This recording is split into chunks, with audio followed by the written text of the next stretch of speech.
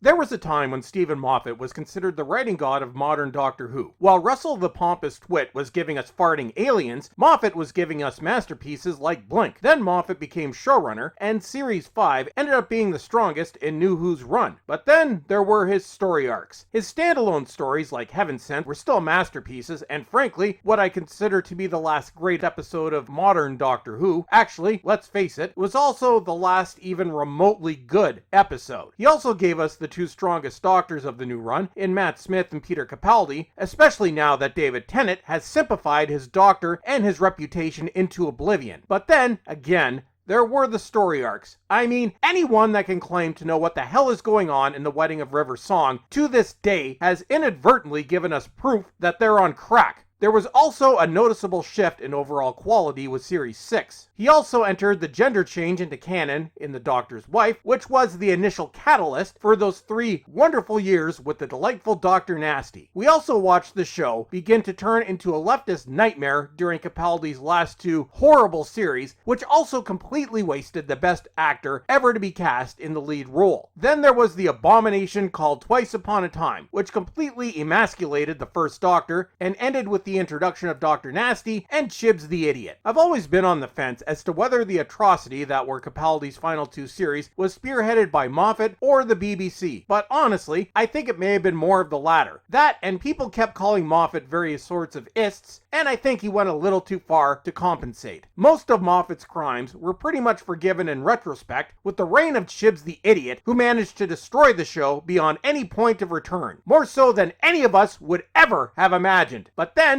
Moffat decided to sully his reputation once again by writing an episode of RTD's current train wreck. He's also listed as an executive producer on this episode, which means he holds even more responsibility. The story itself was stronger than RTD's previous 6 atrocities, proving once and for all who is the stronger writer, and the dialogue seemed to not have been written by a 3rd grader, so there's that. But this crap was still painful to sit through. Moffat is not writing for Smith or Capaldi. He's writing for Dr. Nutty, and not only is Dr. Nutty not in the same league as those previous 2 actors, he's not even in the same universe. In keeping with season 1's creepy as hell vibe, we start with this dude smelling this girl's breath. Also, as this girl seems to be channeling Ray, I'm just going to call her Ray. Then we are introduced to this lady and her simplified white dude friend. Also, this lady is joining the main cast next season. How exciting! I officially dubbed the Diversity Hire number 6. I'm sure the audience, which will be down to about 15 people by that point if current trends continue, will pretend to be very excited. Diversity Hire number 6 says she'll let simplified white dudes see her tattoo, which is in a special place. Remember, written for kids, yo! Ray's dad, who's also blind, and another white army dude are hanging out, and the other white dude gets blown up by a landmine, and Ray's blind dad gets blown up by Grandma. Take that, you evil patriarchal bastards! Grandma is also intended to represent capitalism, because the message of this episode is capitalism is bad. So says the show that's funded by Disney. Also, let's be honest, Disney doesn't seem all that interested in making money these days, so maybe they really are against capitalism. Man, what a twist!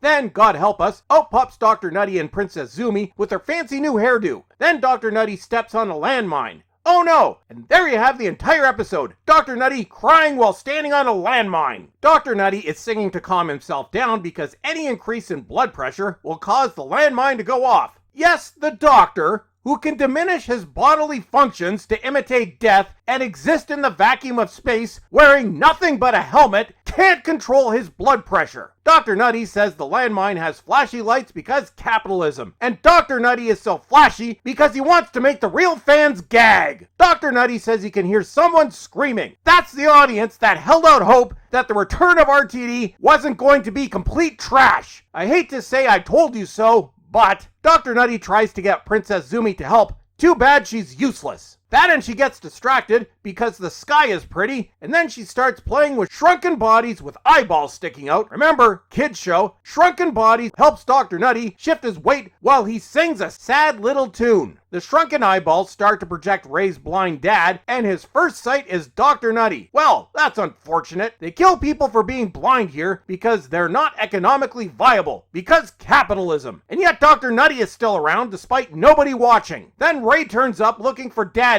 but he's dead because capitalism. Mummy is of course already dead because this is a Disney production. Then Ray runs towards Projection Daddy, almost blowing up Dr. Nutty in the process. Oh no! Then it seems the landmine is turning Dr. Nutty into the bomb. Well, at least this show is trying to be representative of reality this week. Then Diversity Hire number 6 turns up and starts yelling. Then Dr. Nutty suggests that Diversity Hire number 6 and Princess Zumi get married. But Diversity Hire number 6 gets interrupted by Simplified White Dude who wants more details about her naughty tattoo. Diversity Hire number 6 starts going on about the mysterious sentient mud, and Dr. Nutty tells her she's an idiot and how dare she become an ist towards mud. Then we learn that even if Dr. Nutty can control his blood pressure, the bomb will go off after a specified time. Well, I'd say it's time for everyone to tell their life stories. And take your time. And let's not have a regeneration because God only knows what these people will come up with next time. Then Diversity Hire number 6 shoots a scan laser at Dr. Nutty and reminds him that she's an Anglican army person. Catholics are canceled in this universe, yo. Dr. Nutty says it's going to be a record-breaking bang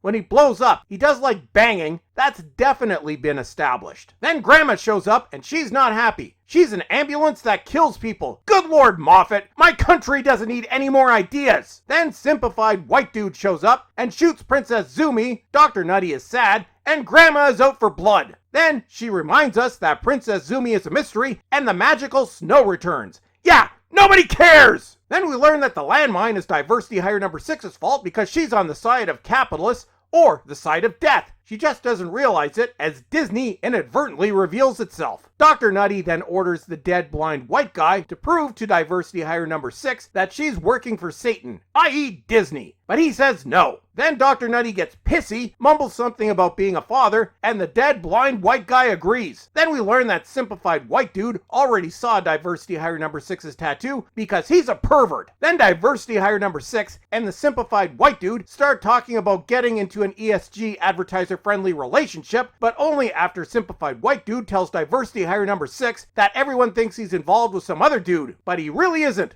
Drama! What fun! Then Simplified White Dude gets killed and gets turned into a projection too because that kind of stuff ain't allowed in these parts, and Diversity Hire number 6 is sad. Then Grandma and the other death ambulances get a little nutty themselves. Then the bomb doesn't go boom boom blowy blowy boom boom because the dead blind white dude saves the day. At least the episode went blowy blowy boom boom in the ratings. Then Princess Zumi comes back to life and Dr. Nutty starts dancing for joy while a sad Diversity Hire number 6 is holding the shrunken corpse of her short-lived boyfriend. Then Ray and Diversity Hire number 6 head off to rule the universe because they're so awesome.